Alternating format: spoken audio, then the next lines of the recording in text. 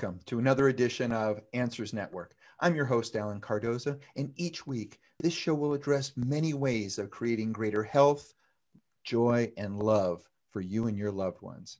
We will introduce you to top professionals and talented authors who are working to make this world a better place for all of us. Now, I'd really appreciate it if you could all do me a big favor. Please forward at least one of our shows to your social media group and to someone you know who can benefit from today's subject. And I'll tell you right now, if you know anybody that has children, send it to them now. This is one they're going to want to hear. And I want you to know that this is just another powerful way that we can make a positive difference together. Now, I want you all to know that I am truly grateful that you take your time to listen to or now watch this show, and especially those that send in questions, comments, and reviews, as well as suggestions, because please remember, this show exists for you. Now, if you haven't gotten your free copy of the Attitude of Gratitude Journal yet, go to our website at answers.network or answersforthefamily.com and download a copy, give it 21 days, and comment on whatever platform you listen to us on, what focusing on gratitude has meant for you and your loved ones. Now, our guest is Dr. Elizabeth Candell Englander, and she was with us about 6 weeks ago talking about her research that focused on bullying and cyberbullying prevention. And when I learned about her new book, it's called The Insanely Awesome Pandemic Playbook. Let me try that again. The Insanely Awesome Pandemic Playbook, a humorous mental health guide for kids. I had to have her back on the show. This is an area that I've been so concerned with. As you know, one of my companies, we work with kids, and we're seeing so many things that they're going through, just that we don't seem to have the answers for right now. So let me tell you a little bit more about Dr. Englander. Her research and publications are nationally recognized. In fact, one recognition was being named Most Valuable Educator of 2013 by the Boston Red Sox. Now, that mention alone will bring a smile to my friend's face that are Red Sox fans, and maybe a groan or two to some of the Yankee fans. But so if you're listening to this sometime in the future, know that it's spring, which means baseball is back. And I loved reading that. And so Elizabeth, welcome back to Answers Network. Thanks so much, Alan. I'm so happy to be back. Now, I've learned a little bit about what it takes to get a book out. And to have a book that has already come out that deals with this issue, how did you do it? How did you do this so quickly? Well, I'm not sure that before the internet I would have been able to, quite honestly. Okay. This book was very challenging to write. And really, I began working on helping parents and families and schools with the pandemic back in May of last year. Mm-hmm. But around September, I approached my writing partner, Catherine Covino, and I said to her, you know, we really need to put out a book to help kids cope with all of the emotional fallout of going through this extraordinary year. And we need to do it really fast. And Katie was all on board. And so she and I just put together this book really quickly. And it was out in the beginning of December, well, in the middle of December. And it's been going great guns ever since then. Well, I mean, I noticed that the book is more than just a how to organize your day during the lockdown. What I like is, I mean, it tackles some of the very serious topics and really guides kids on how to become responsible decision makers, which is something that I think is good, even if we weren't having a pandemic. But what specifically about the pandemic inspired you to write the book and to obviously you must have dropped everything to be able to get this out so quickly? Yes, everything was pretty much dropped. That's true. I think that one of the things I knew is that I knew that anxiety was going to be an enormous issue. And I knew that a lot of kids were probably going to be really suffering from the social isolation and possibly from depression.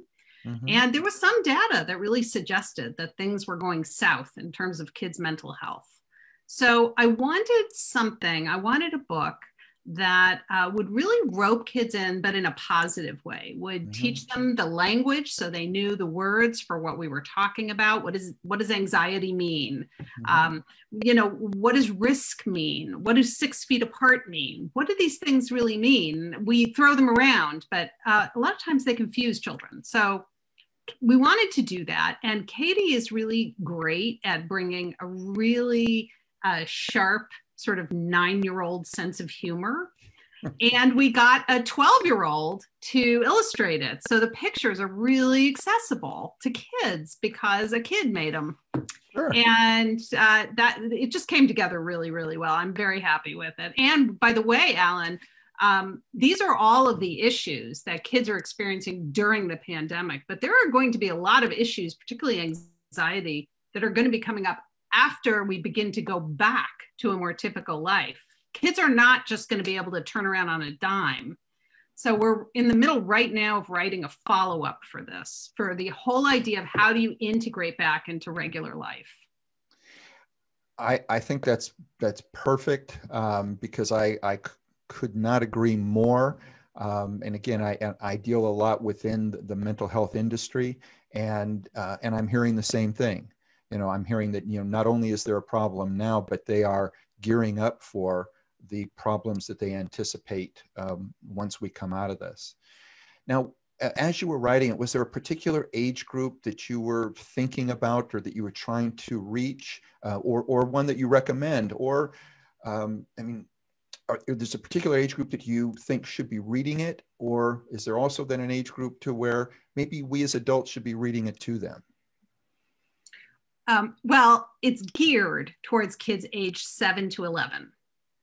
But I will tell you, Alan, that I've had a number of adults contact me and said they read it and they were laughing while they read it. It was very engaging and they enjoyed it. So, a lot of the things that are true for kids are true for adults too. But we really aimed it squarely at that age group because younger kids, the kids who are in preschool and kindergarten, a lot of them are still going to school. They may be going to school 3 or 4 days a week. And so their lives are somewhat less interrupted. The older kids, the teenagers, their lives have been very interrupted, but they have a little bit more resources emotionally and mentally to cope. So we really wanted to get those kids in the middle who really we knew were going to need the help. And that's why we aimed it towards it. And the jokes are all, about things that you thought were hilarious when you were 9 years old. And well, and some of which I thought was still hilarious. This is probably a family show, but there's lots of like toilet jokes and things like that. The kids of that age think are completely hilarious. Yeah. And so the idea is to engage them, make them want to read it. But also learn how to sort of handle it. How do you handle it when you're feeling so anxious that you can't go to sleep? Yeah. Well, I'm a couple semesters older than 9, and I got to tell you, I thought a lot of them was humorous as well. So, and in fact, in one chapter in the book that you talked about how to deal with distractions, which can make or break the success for kids, especially now going through online education. But as I was reading it, I'm going, well, wait, this is a problem I'm having too. so give us and me as well. So I'm locked up in my bedroom now, and I've told my children that unless the house catches fire, they are not to come in. And that's just so you and I can talk without interruption. But distraction is a huge, huge issue. And, we really wanted to give people tools too. And that one actually is a great example of how we really work to give people practical ways that they could cope with this. Mm-hmm. Well, let's discuss how you use the book to children in ways to talk with their family and to minimize the feelings of depression and anxiety. Because it was one of the things that I liked was that it wasn't just talking at them, but it was more of here are things that you can do and things that you can come back to your family with that's going to help everybody communicate better. Share a little bit about that, because I thought that was really important. Yeah, one of the things about children in this age group is that if you get them accustomed to the idea of advocating for something, they're very good at it. So think about, for example, if you have ever tried to use 4 paper towels to dry your hands in front of a 10-year-old, you're very likely to get a lecture about how you're using too much paper and, don't you know about, climate change and blah, blah, blah. Okay, so once kids pick up an idea of advocacy at that age, they're very good at running with it. So what I wanted to do is we really wanted to give them the idea that they could advocate for their own mental health and to understand that, yeah, you're going to school on a screen all day. And then when you want to relax, maybe what you really want to do is go play a video game to relax. That's understandable. But in terms of your mental health, it might be better if first you go outside and play outside for an hour, or take a walk, or play with the dog, or do something like that. And that's really going to sort of help ease your anxiety and sad feelings. And we wanted kids to feel like they knew what they could do. And part of that had to be talking to adults too. So we really do emphasize that in the book, that, adults are there for you. They want to help you. They want to help you through this, and you can talk to them. Well, we have a question coming in from an aunt who is very concerned. And this one reads, my nephew was a strong AB student in his 5th grade class.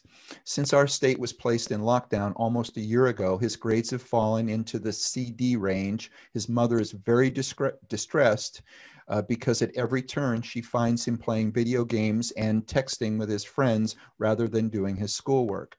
Whenever she or her husband try to talk to him about this, she says that he goes into this unresponsive blank stare as if he just doesn't care.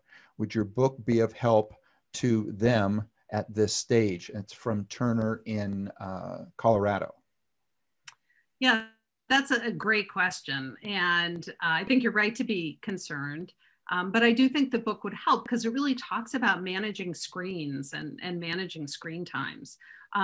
One of the problems is that kids during this pandemic feel really removed, many of them, from their teachers. They don't feel like they're part of a class anymore or part of a school. There's actually a reasonable proportion of parents that just gave up last spring and stopped having their kids go to online school. So we have got to get people invested again, including children, in going back to school. And so how that's going to work is that's going to work in this particular caller's case in a conversation, so talk to the teacher, explain what's going on, explain about the difficulty with engaging this boy. And really, I bet the teacher is going to be able to help you, because let me tell you, if you're teaching elementary school today, this year, you have become an expert in engaging children online. And there's going to be ways that teacher is probably going to be able to help you. You also might want to set up more of a schedule where you say, during these times, you can play your games, but at other times, the controller is going to stay in the closet and we're going to do schoolwork and work together. And, things like that. So there are things in the book about setting up schedules, setting up places, communication with the teachers. All of this helps kids get through. One final thought, if you have a kid who's really struggling, is that going to school online is extremely fatiguing. And kids are exhausted. You're probably exhausted. I'm exhausted. We're all exhausted with this. And there are ways to combat that. So, for example, it's very effortful because you're looking for like all the social cues that you usually pick up effortlessly in person. Right. And you're also focused on a screen that's usually very close to your face, which actually is very fatiguing. If you think about if you were having conversations with people who are standing 3 inches from your face all the time, that would be very fatiguing. So there are things you can do, like trying to sit back a little bit further from the screen And maybe every few minutes, pick up your eyes and focus on something in the distance instead of on the screen. Every few minutes, get up and stretch or jump around or eat something really crunchy or salty or drink something hot or cold, something that's really going to zip up your senses. And it kind of helps kids focus a little better. So a lot of these things we do go through in the book because there's no doubt about it. School is a big thing. And let me tell you, and if you're worried, that boy is worried too. I guarantee you. And that's where we got to start is how is he feeling? What does he think is going on? What does he think the problem is? And talk with the teacher. Well, let's talk a little bit about screen time and its effects. And I know that, I mean, even before the pandemic, I've had guests on and they have talked about just screen time, how it's affecting, you know, our brain, how it's affecting our eyesight. Let's talk about how that's affecting now even greater the children's physical and mental health. You know, you're absolutely right. I have a little bit of a problem with how we've approached this as a society. So I feel like we as experts come out and we say to parents, look at all this data on how much screens are damaging your children. And then parents go home, right? And they live in the real world where their children are going to be doing a lot of screens. And they're not sure how to limit that. They don't want to cut off their kids' social networks, especially not during a pandemic. But they also know about the bad stuff now. And that creates a lot of anxiety in parents. Guess what anxiety in parents creates? Anxiety in children.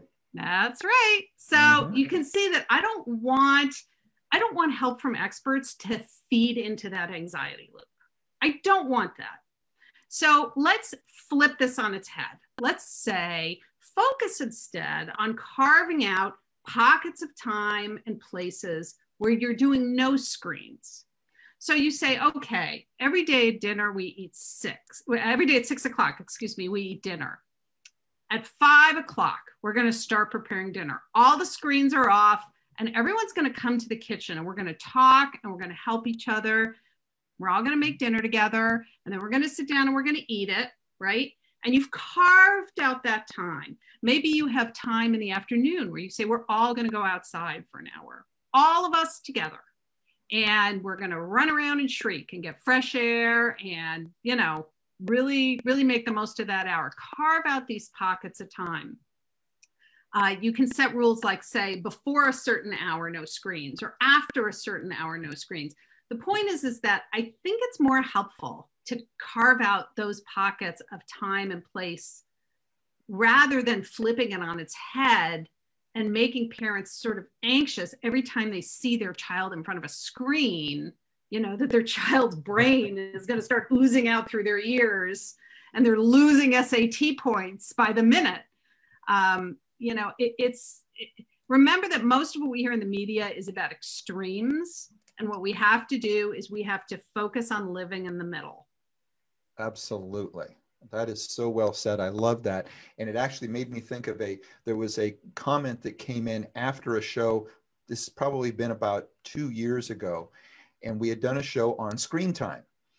And one of the comments that came in afterwards was by a parent that had said, I understand what it is that, that they're saying, but at the same time, I have trouble getting my husband to follow the same rules because he comes home and turns on video games, after work, and he's doing all of this. And she said it makes it very difficult for me to be able to tell, our 2 children, and by the way, you can't do this from this time to this time while dad's over doing the same thing. So I love the fact you're talking about, first, let's carve out time, but let's also model what it is that we need to teach them as well.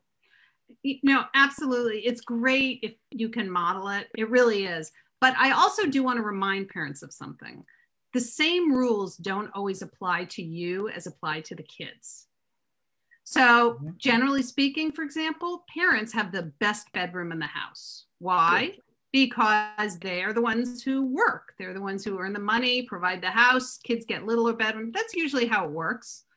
You get some things that your children don't get because you're grown up and you get to make those kinds of judgments for yourself. And when they're grown up, they're going to get to make them too. So it's okay to say to a child, look, I know we said all screens off at 8 o'clock, but I have work to do. And so I'm going to sit at my laptop and do some work. And that's part of my prerogative as an adult. Now, video games is obviously different, than saying to your child that you have work to do. Yeah. But maybe there's some compromise that they can come up with that would work. Like maybe, for example, they could say, okay, when dad comes home, maybe he'll play a video game with the kids for half an hour, and then it turns off and everybody makes dinner together. Something like that, Yeah. Yeah, and I agree. As long as they're doing it together, that's one of the best things that we can provide our kids is our time. So yes, if you're going to do it together. So we are speaking with Elizabeth Englander, and the book is called The Insanely Awesome Pandemic Playbook. It's a humorous mental health guide for kids. We're going to take a break, but when we come back, let's talk a little bit about how you feel the isolation is affecting children, and some of the little tools and tricks that can be done to help kind of get them out of that. So for everybody, stay with us. You're listening to Answers Network. Founded over 30 years ago to meet the needs of families in crisis, WestShield has continually focused on resolving issues that negatively impact families and businesses. Our signature therapeutic transportation service helps to ensure that adolescents in crisis are safely transported to specialized schools, programs, and treatment centers with unsurpassed experience and success. We are supported by our full-service licensed investigation agency that has legally, professionally, and compassionately located hundreds of runaways and teens. We are experienced and qualified to help, offering solutions which may include referrals to our international network of top professionals in the fields of educational consulting, psychology, psychiatry, and investigations. Simply put, WestShield Adolescent Services and WestShield Investigations are the best solutions when your family is facing a personal crisis. Call 1-800-899-8585, 24 hours a day, 7 days a week. That's 1-800-899-8585, or visit our website at westshield.com. Thank you. And we're back. You're listening to Answers Network. With me is Elizabeth Englander, and we are talking about the isolation and things that our children are going through. And Elizabeth, let's talk a little bit about this, because it's sort of a pet peeve for me, because one of the things that I disagreed with most was this idea of isolation and keeping everybody indoors. And I started doing my own research and realized that one of the best things that we can do to keep our immune system strong was to be outdoors, to be grounding, to be taking in fresh air, to be taking in sunlight, all of these things. And here we're being told to do just the opposite. And we're now finding out that was exactly right. That we needed to be outside. And now they're saying, okay, everybody, it's okay, go outside, just stay 6 feet apart. Talk a little bit about, this inability to run and play with friends, and, how difficult it's been, especially with the younger children. Well, I think the first thing to remember is that a year to a child is a very long time. Great so point. If they've gone a year, without the kind of play that they had before, that's very concerning for all of us. Mm-hmm. Now, children are resilient. And a lot of kids are going to bounce back. But I do think that a lot of kids are going to need some extra sort of scaffolding when they really begin to get back into a more typical life. We know that children, there hasn't been very much research on these kinds of situations, but the little that has been suggests that some children tend to really want to talk about what's happened.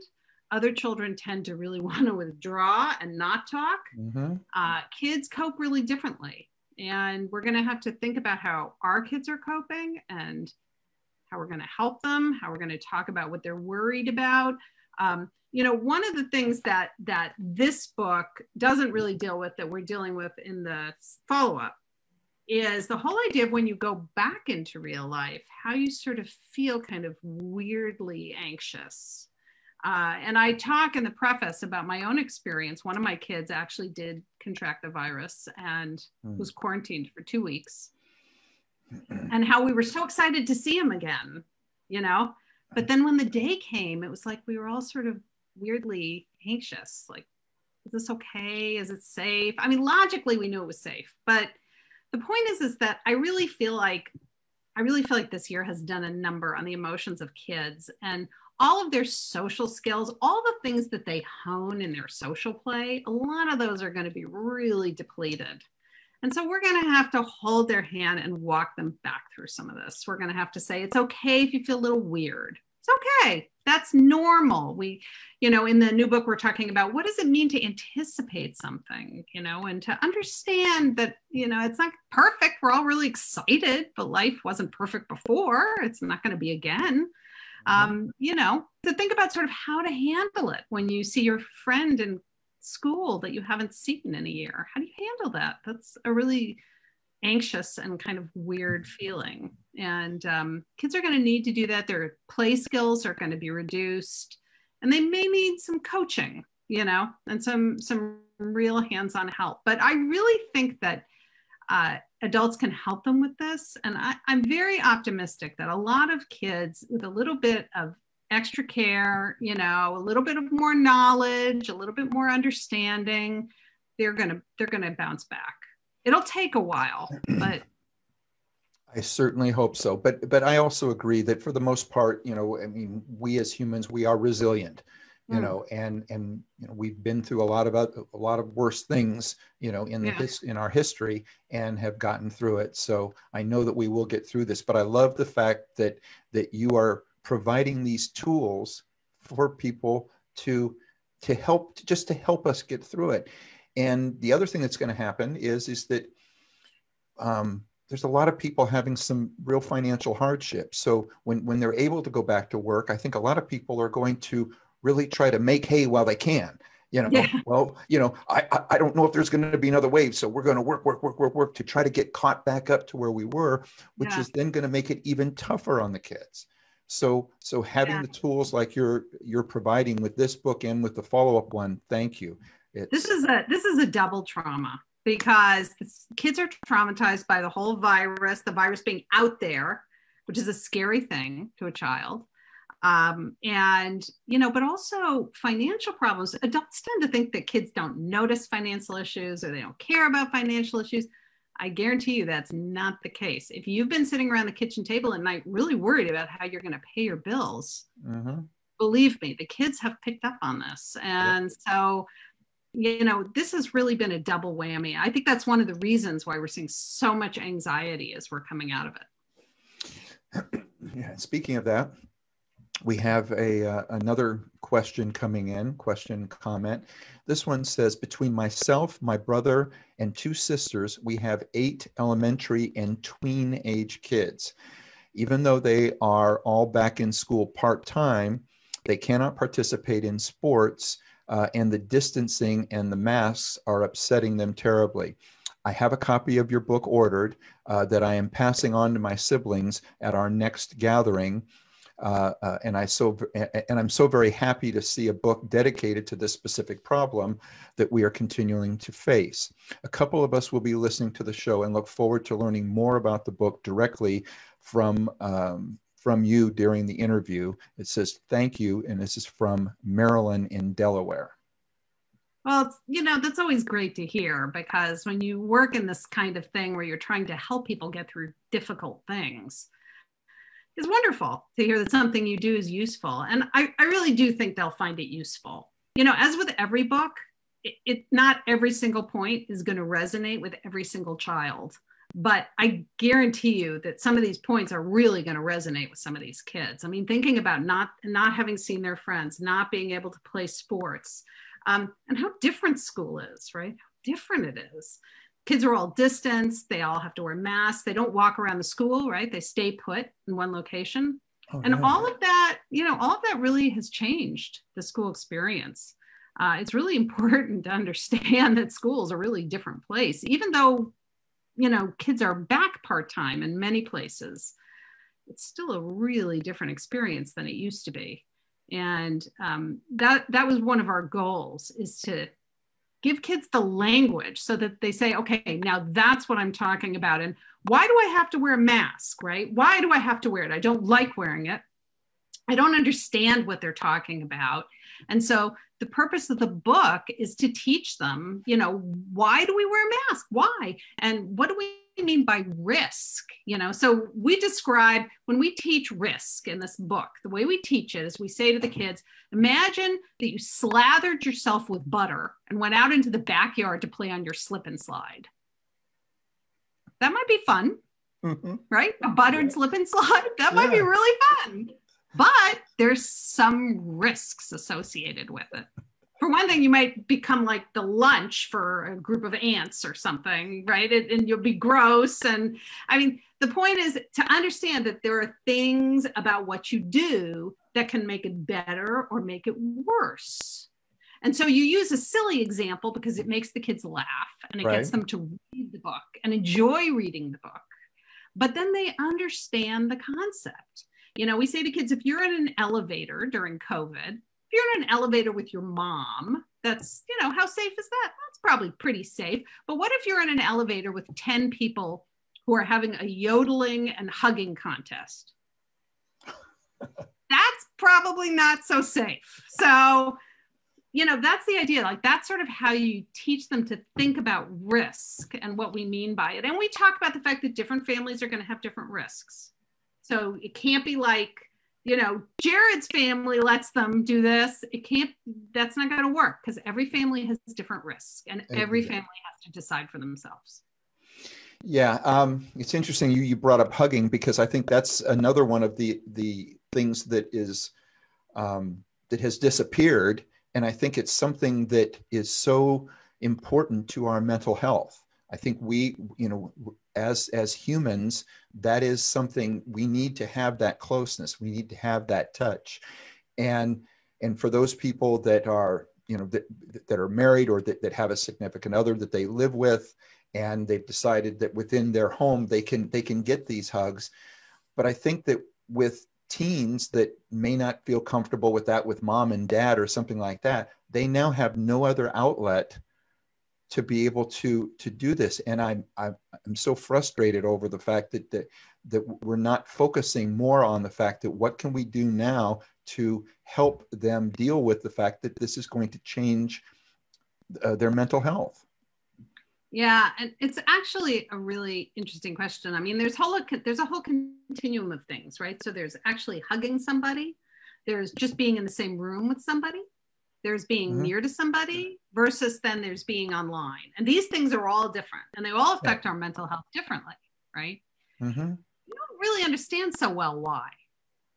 Well, not really. I mean, if you say to somebody, why does it matter so much if you're with your teacher in your fourth grade classroom versus if you're with your teacher in your fourth grade classroom online? Why does that make a difference? There's not great answers for why that makes a difference. We know it does, though. No, it does. So one of the things we talk about with kids in this book is that it's incredibly important to take advantage of all the physical touching that you can get and the talking that you can get in person with the people you can do it with. So if that means you can just do it with your family, then that's who you have to do it with. Maybe in the past you talked more with your friends. Well, this is a unique situation.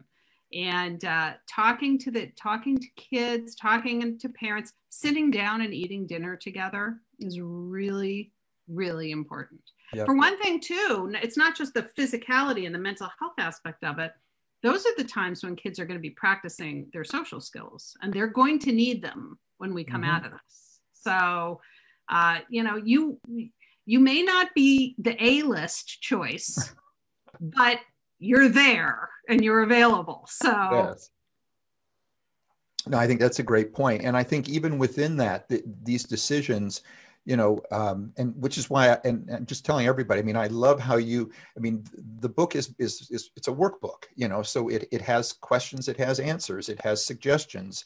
But one of the things is that from hugging is, okay, why can we hug, within our immediate family, but we can't hug 82-year-old grandma? That's right. To be able to explain to them, well, she has a different immune system, and it's more important right now that we don't hug her, but it doesn't mean that we don't love her or that she doesn't love us, and all of these things. And to That's me, right. yeah.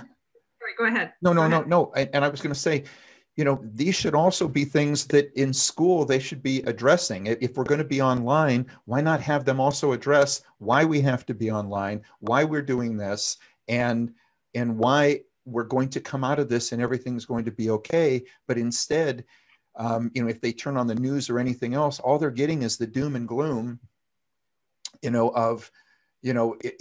let's put up another number of how many people, got sick, or how many people died, or how many people did this.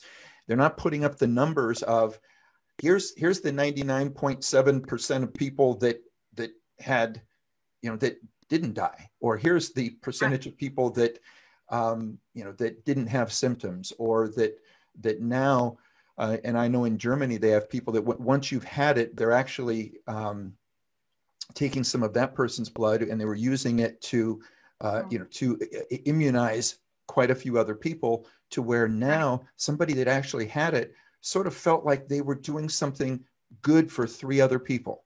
Right. Why and not take that in the U.S. too? In some cases, I think that was actually part of the treatment that President Trump received when he was sick, was he got those antibodies.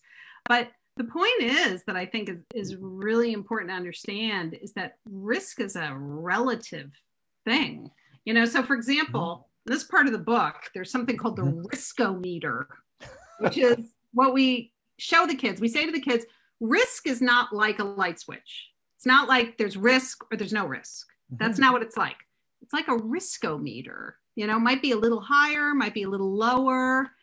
And you use pictures and concepts like that to give kids the idea that your 82-year-old Nana is at a different risk than your 60-year-old father, or your 94-year-old great-grandfather. Like those groups are at different risk. Everybody is different.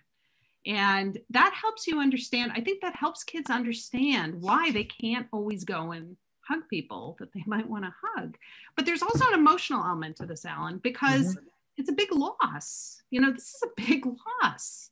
If you have kids who are really close to their grandparents and they spend a year and they can't give them a hug, that's an emotionally difficult thing as well. You have to understand it, but you also have to deal with the feelings. And that's kind of this line we tried to walk on this book, is helping kids deal with the feelings while they're understanding the facts. When you brought up your riskometer, one of the things that I loved about that was that, it weighs risk versus reward, and that was the part that I liked. And I thought we should be teaching this on everything. It should not just the pandemic. I mean, everything. They need to learn risk versus reward. And like you brought up the funny thing of the butter on the slide. Okay. There's a reward of going faster than you've ever gone on a slide before. There's also a risk that it throws you way past where your landing point is, So weigh the risk and reward. Absolutely. And all of this stuff with the pandemic is like the elephant in the room. And so right now we're in situations with our kids' schools where they are trying desperately to catch up to grade level work in math and English, ELA and social studies. They're working, trying just to get caught up.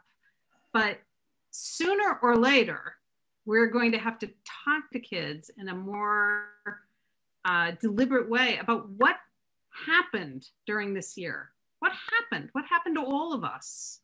And, I don't know if you know this about the 1918 pandemic, but afterwards, apparently people just sort of never talked about it again. It just happened. A lot of people died and people just stopped talking about it. But we don't really want to do that because we want to have a better outcome if God forbid this ever happens again. So, we sort of want to cope. And that's part of coping with the kids' feelings, is talking about what has happened. And that's part of what schools need to do and thinking about how to prepare for this. How are they going to talk to kids about this year? They don't want to traumatize them again, but they're going to have to deal. No, we don't want to traumatize them again.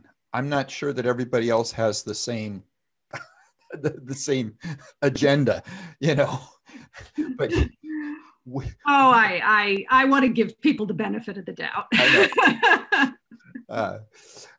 But no, I agree. And I think not only talking about it, but let's also talk about some of the positives that are going to come out of this, because there are so many families that are now spending a lot more time together, and some of which feel like they're being driven crazy, but others I think are really coming together. They're really bonding better and realizing that, wow, my family is really here for me, and I like them. Yeah. And I like them. What a discovery. I like these people.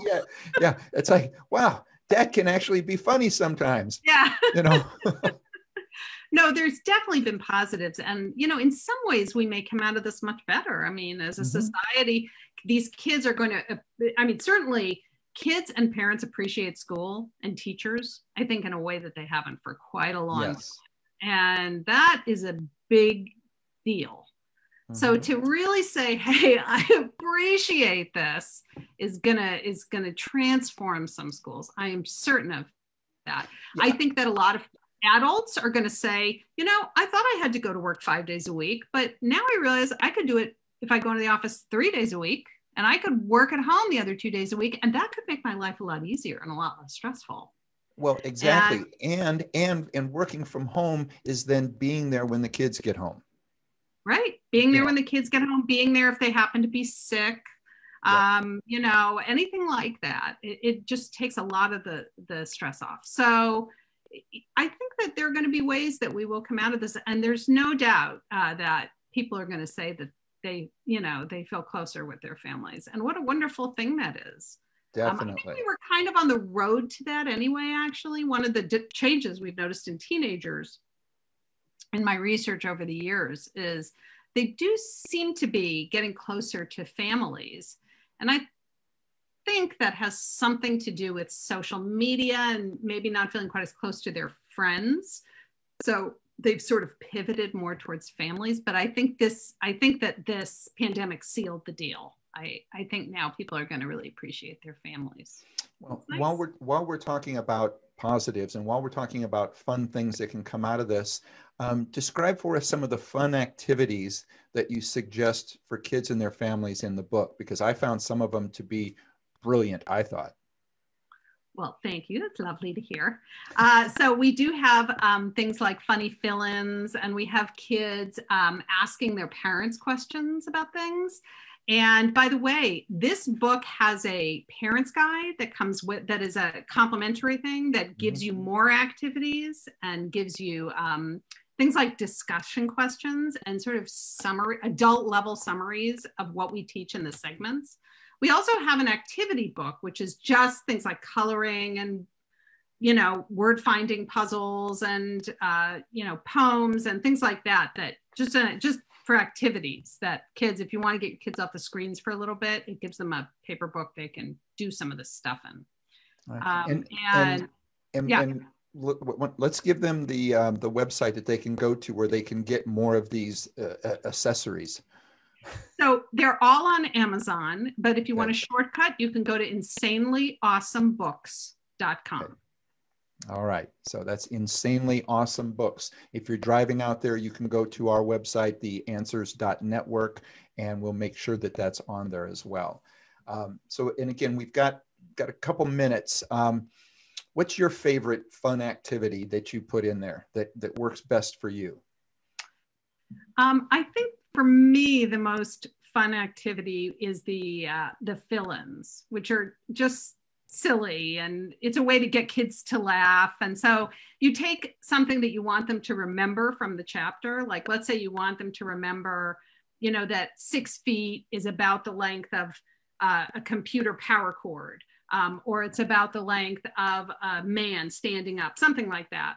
And so you give them a silly sentence, and you give them a list of silly words, and you say, pick a word at random, and then you fill in the sentence with the word, and it sounds ridiculous, and the kids think it's hilarious. And then you show them what the real answer was.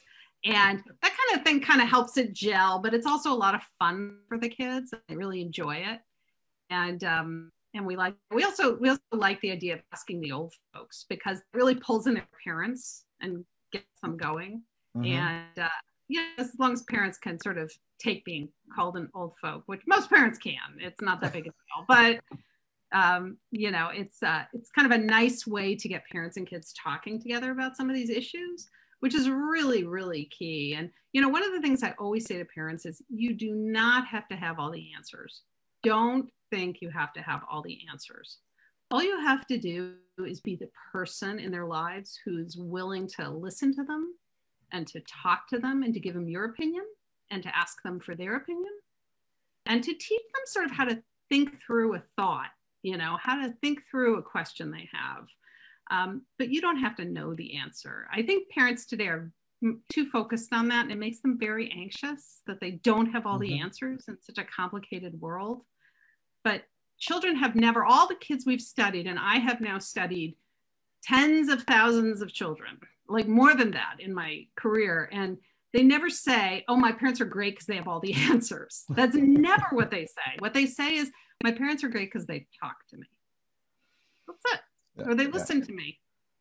Yeah. So I was smiling because I was thinking that one of the things that I noticed was, you know, between about 5 years old, with my oldest son, 5 years old, and 15 years old, I had fewer and fewer of the answers. So if I did or not, it didn't matter. In his opinion, I had fewer of them. And I bet your son loved that, right? Oh, absolutely. Love it when they have the answers and their parents don't, and let them enjoy that. You know, that's a gift you can give your children, is to say to them, show me what you're talking about, or teach me what you're thinking of, or show me this game you like so much, or have you heard about, you know, what are you guys talking about at school? Do you get to talk to each other? I know the desks are separate, but things like that, just let them teach you about what it's like. And kids love to do that. And it really empowers them and makes them feel great that you care about what their opinion is. Yeah, and mine are now young adults, and they're far smarter than me, and I'm very proud of that. So there's a, you know, we've only got a couple minutes, but there's another question that has come in, and this one's just come in. This one says, my 6th grade son has fallen into a deep depression since this doom and gloom, they must have heard me say it earlier, approach to this virus. We have taken him to a therapist, and he seems to be doing a little better communicating his feelings to us. Although I'm very worried that our happy-go-lucky son is being changed for the worst, and I feel helpless in bringing him back to who he was. This is from Kathy in Los Angeles. That's a great question. And Kathy, I'm so sorry to hear you're going through that. It's very difficult, very difficult. So I dealt with depression with one of my kids, and boy, there's nothing that makes you feel worse. It really, really makes you feel terrible. But so here's the ticket. You've already got your son in therapy. That's good. Communicate with him and with the therapist. Keep on top of it. See how it's going. You don't have to ask the therapist to disclose things that your child says, but you can just ask them how they're feeling about it. Like, do they feel like the relationship between the therapist and your son is working? Do they feel like it's productive? Are there other things that you may consider? For example, you may, in my son's case, he needed medication as well as therapy. And you may want to explore that. But also remember that a lot of this is situational right now. Kids are under so much stress, and it's such a difficult situation for them, that as we begin to get back towards normal, you may very well begin to see his depression lessening. And for many kids as well, in the summer, when there's less pressure, less stress, more sunlight, more physical activity, All of these things operate to sort of reduce depression. So hang in there, keep your thumb on the pulse, keep in contact, keep talking to your son, make sure he understands that you're concerned, that you really want to know how he's thinking and how he's feeling. And, keep in contact with his doctors, and, don't be afraid to explore anything, and hang in there. I think it's going to get better for you. Elizabeth, thank you so much for coming on. And I don't know how soon that the next book is coming out, but as soon as it is, please let me know. We will get you in. And even if it's just, well, no, I mean, if it's going to be soon, it's going to be soon. Okay. Well, if it's going to be soon, and we'll talk after this, but you can come on as the guest co-host. So that way, even if we have someone else booked, we can still come in and you can tell us a little bit about it. And I'm sure you'd be great. You could come in, maybe you're my substitute host, and you can talk about your stuff, and then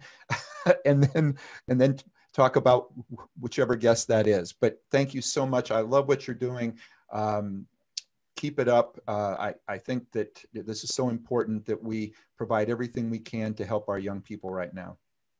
Thanks so much, Alan. It's a pleasure to be on again with you. And I'll absolutely let everybody know when the new one comes out, which hopefully will be within, I would say, a month and a half. Wonderful. All right.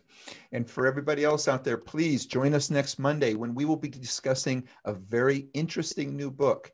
It's called When I Was Someone Else. So it's a fascinating exploration of visions, synchronicities, reincarnation, and the connection between the spiritual and physical planes. And again, for everybody, please visit our archives of past interviews at answers.network. Or you can subscribe to the show and have it sent to you so that you don't have to worry. It'll be there waiting for you. You can do that through iTunes, through iHeartRadio, through Spotify, Stitcher, through YouTube if you want to see us as well, Spreaker, SoundCloud, and many other popular podcast formats. And if you like what you hear, please leave a review. It'll help us reach more people, and I want you to know that I greatly appreciate it.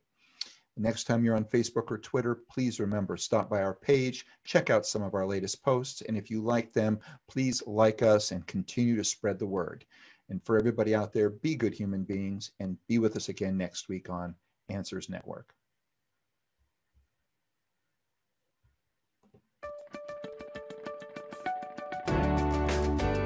You're listening to Answers Network with Alan Cardoza, only on LA Talk Radio.